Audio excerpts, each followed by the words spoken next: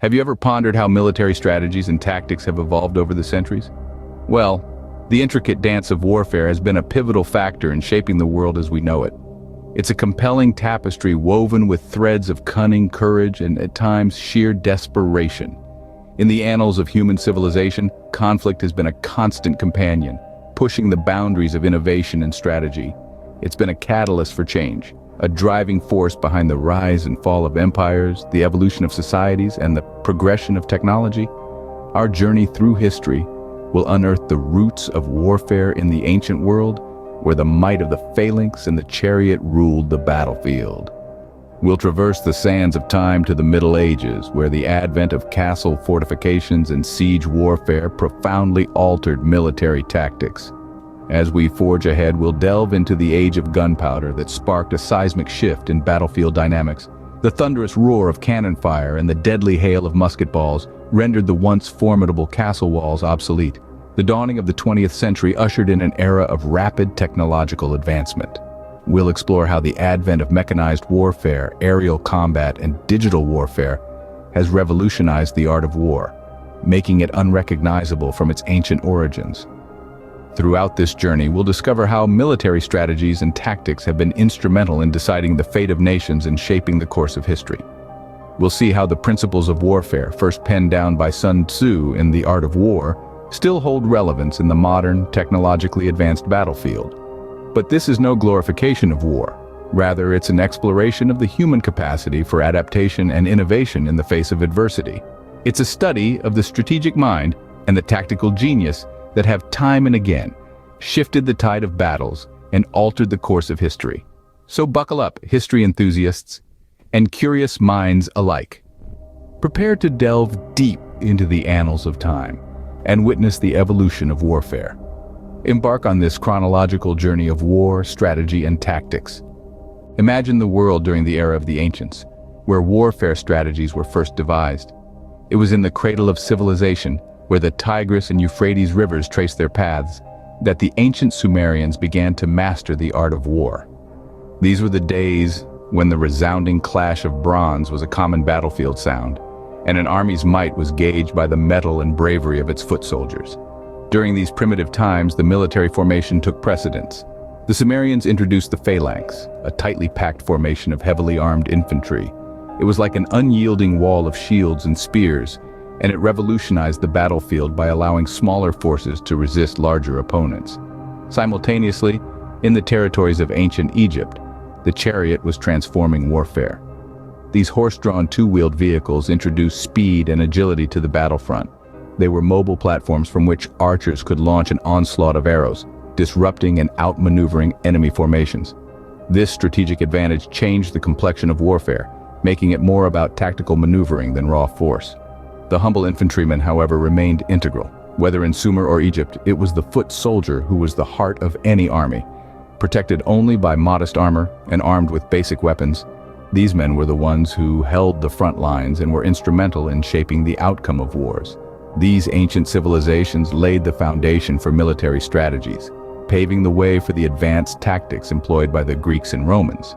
Their innovative formations, the use of chariots, and the heroism of their infantry all contributed to shaping the art of war as we understand it today, turning warfare from a disorderly confrontation of men into a carefully strategized and tactical contest. Enter the era of the Greeks and Romans, pioneers in the field of military tactics.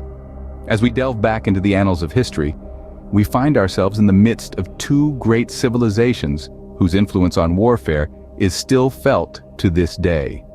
The Greeks, renowned for their intellectual prowess and innovative spirit, introduced the world to the phalanx. This was not merely a formation, but a tactical revolution. Imagine, if you will, a wall of shields, a sea of spears, all moving as one cohesive unit. The phalanx was a testament to the power of unity and discipline. It was a perfect blend of individual courage and collective strength. Each soldier or hoplite stood shoulder to shoulder, their shields overlapping, their spears protruding menacingly forward. This formation, almost impenetrable, dictated the rhythm of many a battle, turning the tide in favor of the Greeks time and again. Now shift your gaze to the Romans, a civilization known for its military might and strategic acumen. They looked at the Greek phalanx and saw room for improvement. Thus, they introduced the manipular formation, a tactical innovation that added flexibility to the rigidity of the phalanx. The Roman legions, arranged in a checkerboard pattern, could move independently, allowing them to adapt to the changing dynamics of the battlefield. This formation was not just about strength, but also about agility and adaptability. It marked a significant departure from the static tactics of the past, paving the way for a more fluid style of warfare. The Greeks and Romans, each in their own way, revolutionized the art of war. They understood that warfare was not just about brute force, but about strategy, tactics, and innovation.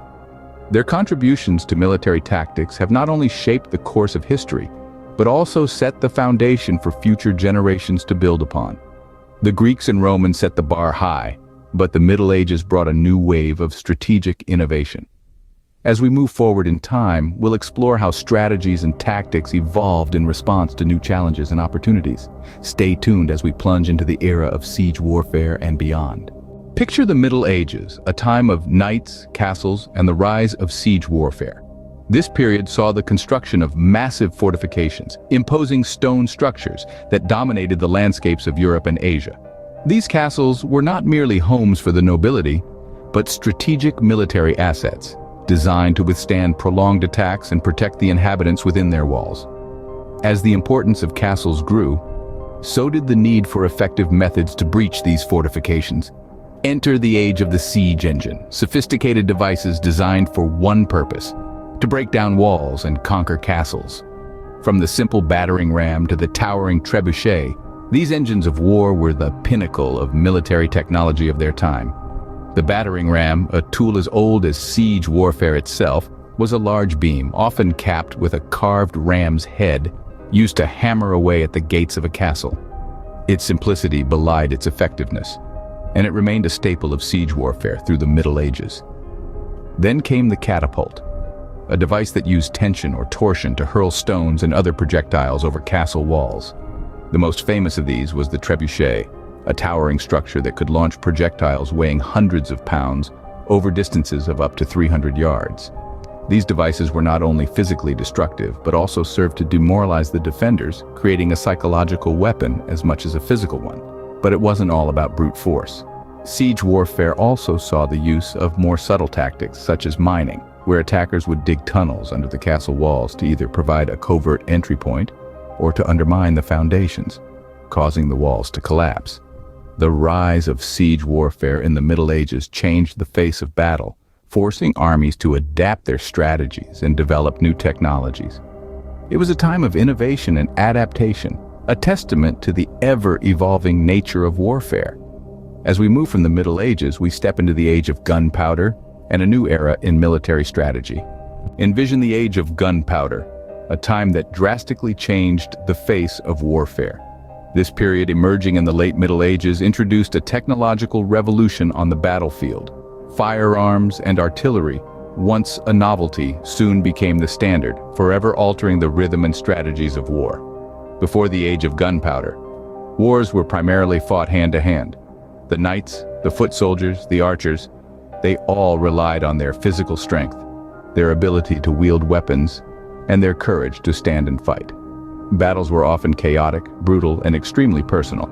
Then the gunpowder was introduced. Suddenly, the battlefield was not just a place of muscle and metal, but of machines.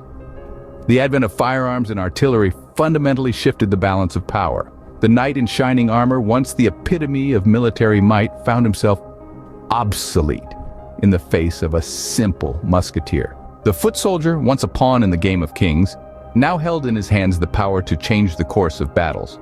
The shift from melee combat to ranged combat also led to the evolution of new strategies. Armies needed to adapt to this new reality, to incorporate these new weapons into their tactics. The line formation, the use of cover, the concept of concentrated fire, all of these were born out of this new era in warfare.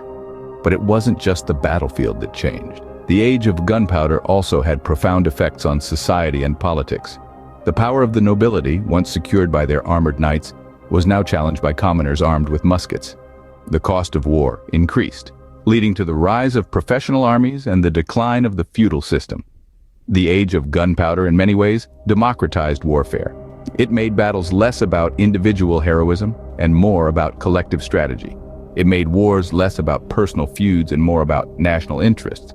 It was a revolution, not just in technology, but in thought. The age of gunpowder set the stage for the modern military tactics we know today. Fast forward to the present day, where technology dictates the strategies and tactics of warfare. We've come a long way since the days of chariots and siege towers. In today's world, the battlefield is as much digital as it is physical. The age of technology has ushered in a new era of warfare, one where the lines between combatant and non-combatant, battlefield and home front are increasingly blurred. Consider the advent of aircraft. The ability to take warfare to the skies fundamentally changed the way we strategize and fight. No longer were we bound by the limitations of land and sea. With fighter jets and bombers, we could strike with precision, reach previously inaccessible areas, and change the tide of a battle in an instant. Then there were tanks. These armored behemoths, with their ability to traverse rough terrain and withstand heavy fire, redefined the concept of frontline warfare. They brought a level of power and protection to ground forces that was unheard of in previous eras. But perhaps the most significant technological advancement of all is the development of nuclear weapons. These weapons of mass destruction have the potential to annihilate entire cities, making the stakes of warfare higher than ever before. The fear of nuclear warfare has, to an extent, acted as a deterrent, shaping strategies around avoidance of total destruction rather than outright victory. Yet, not all warfare is about brute force. The age of technology has also seen the rise of intelligence and information warfare. Cyber attacks can cripple a nation's infrastructure without a single shot being fired. Espionage and surveillance technologies give unprecedented access to an enemy's plans and movements. Today, a well-placed piece of code can be as deadly as a well-aimed bullet. As we look to the future, we can only speculate on the evolution of military strategies and tactics. Will we see wars fought entirely in cyberspace? Will artificial intelligence take the reins of military decision-making? Only time will tell. But one thing is certain: the age of technology has forever changed the face of warfare. From the ancient chariots to the drones of today, military strategies and tactics have come a long way. We've traced the path of warfare from the raw beginnings where brute strength ruled to the dawn of strategy with the advent of formations and tactical planning. We've seen how pioneers of tactics used terrain, deception, and surprise to their advantage, fundamentally shifting the tide of battle. We explored the rise of siege warfare, the dramatic standoffs, and the game-changing innovations that came with it. Then we entered a new era, where firepower and mobility redefined the battlefield. And finally, we've journeyed into the age of technology, where information and precision are the new currencies of war. As we reflect on this journey, we see how the art of war has mirrored our own evolution, from simple beginnings to complex systems. As we continue to advance, one can only wonder, what will be the next evolution in the art of war?